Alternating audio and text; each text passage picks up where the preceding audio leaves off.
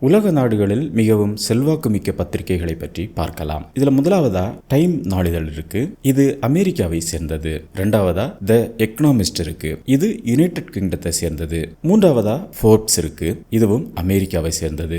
நான்காவதா வோக் இருக்கு. இதுவும் அமெரிக்காவை சேர்ந்தது. ஐந்தாவதா ப்ளூம்பர்க் பிசினஸ் வீக் இருக்கு. இதுவும் அமெரிக்காவை சேர்ந்தது. ஆறாவதா ஃபார்ச்சூன் இருக்கு. இதுவும் அமெரிக்காவை சேர்ந்தது. ஏழாவதா த நியூயார்க்கர் இருக்கு. இதுவும் அமெரிக்காவை சேர்ந்தது.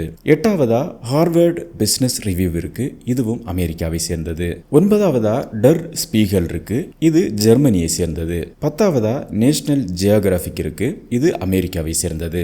11ஆவதா மோனோக்குள் இருக்கு. இது யுனைடெட் கிங்டத்தை சேர்ந்தது. 12ஆவதா வேனிட்டி ஃபேர் இருக்கு. இது அமெரிக்காவை சேர்ந்தது. 13ஆவதா GQ இருக்கு. இதுவும் அமெரிக்காவை சேர்ந்தது. 14ஆவதா LA இருக்கு. இதுவும் அமெரிக்காவை சேர்ந்தது. 15ஆவதா ஹார்பர்ஸ் பஜார் இருக்கு. இதுவும் அமெரிக்காவை சேர்ந்தது. 16ஆவதா நியூ ஸ்டேட்ஸ்மேன் இருக்கு. இது யுனைடெட் கிங்டத்தை சேர்ந்தது. 17ஆவதா பாரிஸ் மேட்ச் இருக்கு. இது பிரான்ஸை சேர்ந்தது. 18ஆவதா இந்தியா டுடே இருக்கு. இது இந்தியாவை சேர்ந்தது. 19ஆ ஷூகன் புன்ஷுன் இருக்கு. இது ஜப்பானை சேர்ந்தது. 20ஆவதா ட்ரம் இருக்கு. இது சவுத் ஆப்பிரிக்காவை சேர்ந்தது.